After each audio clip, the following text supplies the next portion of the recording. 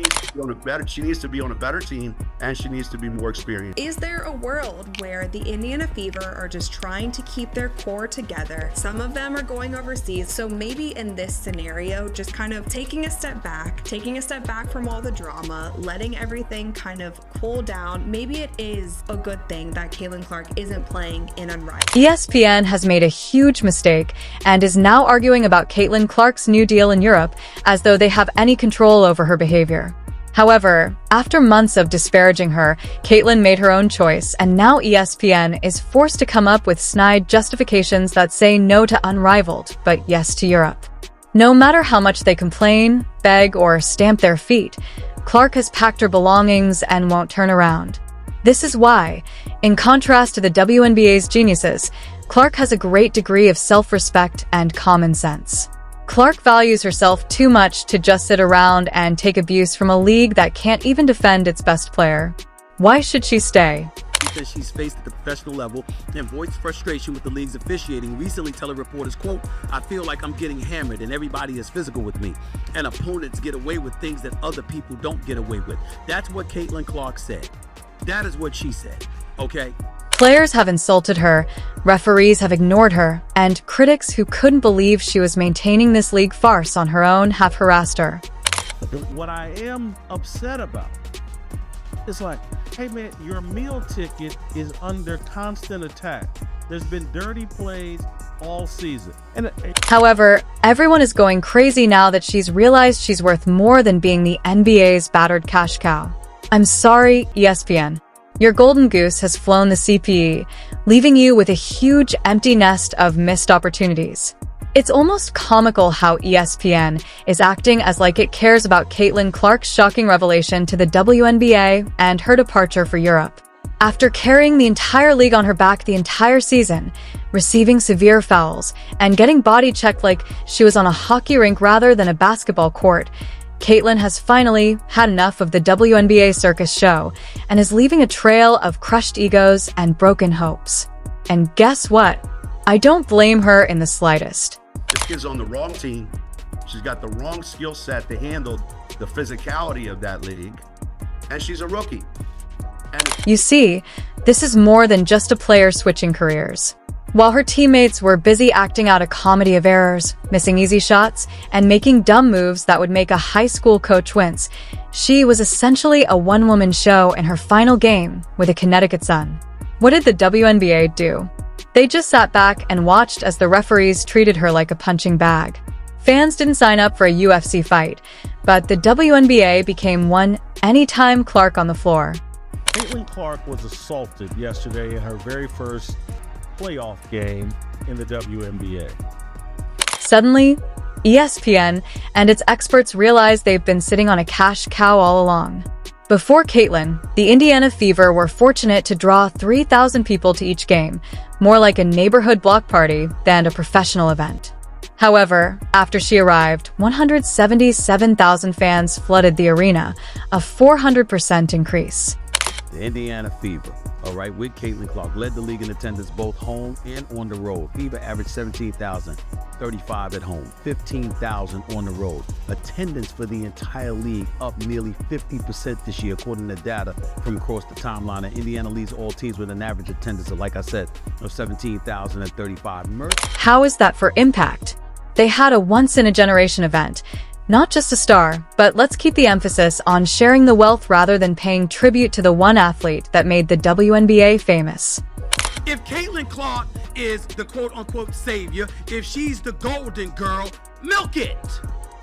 Let's not even discuss the strong sales. Caitlin Clark's jersey sold out more than any other player in league history, including luminary Sue Bird and Diana Taurasi. We're talking about a rookie and first-time player surpassing Hall of Famers, which is not only incredible but historic. She turned the WNBA into a must-watch television program, and her games were practically national events. However, has ESPN ever treated her like the superstar she is? Nope, they gave her mediocre coverage as if she were just another athlete, and now they're hurrying as if they didn't sleep on her ESPN. She needs to be on a better team, and she needs to be more experienced. Let's talk about the number of views. There are still a lot of empty seats after her departure. even though the game against the New York Liberty drew 1.5 million viewers, more than some NBA games on TNT. Unclean ESPN and Jersey experts are trying to understand how they ruined the most straightforward victory in sports broadcasting ever. It's funny to see ESPN and everyone else scramble to pay attention after Caitlin Clark's WNBA nightmare, now that she's decided to leave and head to Europe. The truth is finally coming to the light. The same light that is going to be dimming here in about 12 hours when Caitlin Clark is eliminated from the playoffs. Every time Clark put on her shoes, it felt like she was walking into a street fight. Instead of defending herself, she was being beaten, shoved, and elbowed, basically every dirty tactic in the book. How did the league react by acting as though nothing was happening? Imagine being a rising star and the face of a team, but the league treats you like a punching bag. It's important that we point this out. One of the things that I brought up this morning in talking about Caitlin Clark is that some of the players, you want to use the word jealousy, fine. You want to use the word envy, fine. You want to use the word resentment. We want to play with words. That's cool. Furthermore, if you watched any of her games, it seemed like the referees were playing see no evil, hear no evil. Clark, who was being physically assaulted on the field, honestly said that she felt like she was being beaten. What did the WNBA do? I dismissed it as though it were just another Tuesday. Everyone should have taken note of the historic IPOC event, but instead the WNBA made a blind-eye joke that implied it was common for a talented player to be treated like an outsider in their own league. And this woman swats at the basketball and somehow decides to turn her hand down and her fingernails and jab them right into the eye of Caitlin Clark. It is impossible to describe the emotional toll. Every missed call and every cheap shot tears you down. You're working extremely hard to lead a squad, but in return, you're made to feel vulnerable and reprimanded for not being give me a break, please. The league and its supporting media have made such a huge mistake that it is still going on, and now they want to play catch-up, which is pitiful. During the first 2 minutes of the first round playoff game of the Connecticut Sun versus the Indiana Fever, DJ Carrington poked Caitlin Clark in the eye. Caitlin fell to the ground. She was holding her face. The refs did not call a foul. They didn't call a flagrant foul. The play continued. But now a lot of people online are asking for the WNBA to review this play because as multiple angles have come out of this play, it seems... But hold on. Things will become a lot better after taking into account Alyssa Thomas's remarks regarding racial bigotry within the fan base. What did ESPN do after Thomas made accusations that Clark's appeal is based more on racial dynamics than, her astounding brilliance? It's all just misguided over-hatred of Caitlin Clark. And pointing the finger at those guys, they're the racists, when really, y'all are the racists. The people coming up with excuses to hate Caitlin Clark and the new fan base that she brought. Instead of emphasizing her record-breaking performances, they framed her accomplishments through the lens of race. Sincerely, Clark was out there breaking ankles, setting records, and carrying a team on her back, and they want to make her success into a racial issue, so they ate it up racing with this ridiculous story like it was breaking news. Honestly, it's been a lot of nonsense. I think in my 11-year career, I've never experienced the racial comments from the Indiana Fever fan base. We had her face on a serious matter that happened in this world, and it's unacceptable, honestly. And there's no place for it. And how did Clark react? She remained steadfast in her assertion that her success is the result of her own hard work and determination rather than some made-up racial narrative. But the fact that she had to do so shows how skewed the media narrative has become. And then, because they obviously can't read a room, they lean in trying to stir the pot even further. And so I sit here, she's got 14,000 followers. And it's really easy to ignore, and most people don't know who she is in the sports world. The only reason why people even know who she is because of Caitlin Clark. And she still only got 14,000 followers on Twitter. She doesn't have much of a brand. How does this impact public opinion in the interim?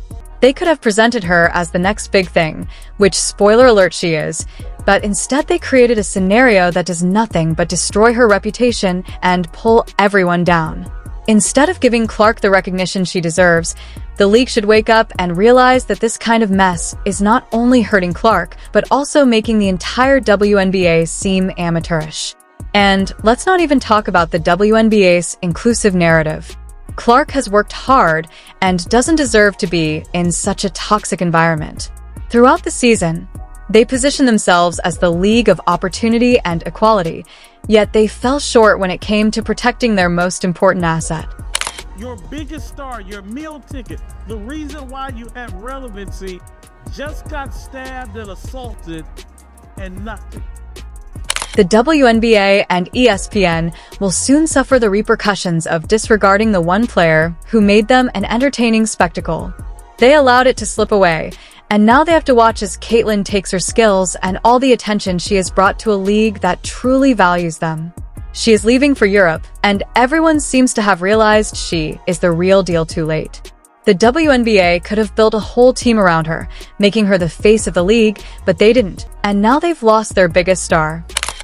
What I am upset about is like, hey man, your meal ticket is under constant attack. There's been dirty plays all season. And ESPN is sitting there trying to change the story and save face when, in fact, they made a mistake and allowed a generational gift to pass them by, leaving them with nothing. Good luck to Caitlin Clark in Europe. She's going somewhere that will actually appreciate her talent and not tear her up every game while the officials turn a blind eye. What about ESPN and the WNBA? Perhaps this will serve as a wake-up call for them, as they are currently the target of a joke they didn't realize they were delivering.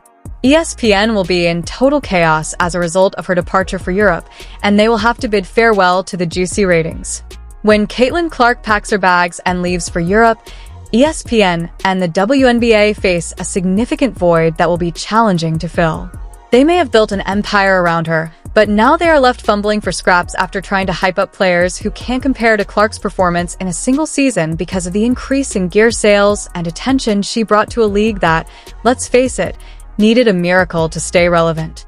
Players like Clark are rare, so when you do treat them like royalty, ESPN wasted that opportunity, and they will pay the price. This is not just a defeat. It is a catastrophe. The WNBA had a tremendous opportunity, but they completely wasted it. Enjoy Europe, Caitlin. You deserve far better than this trash.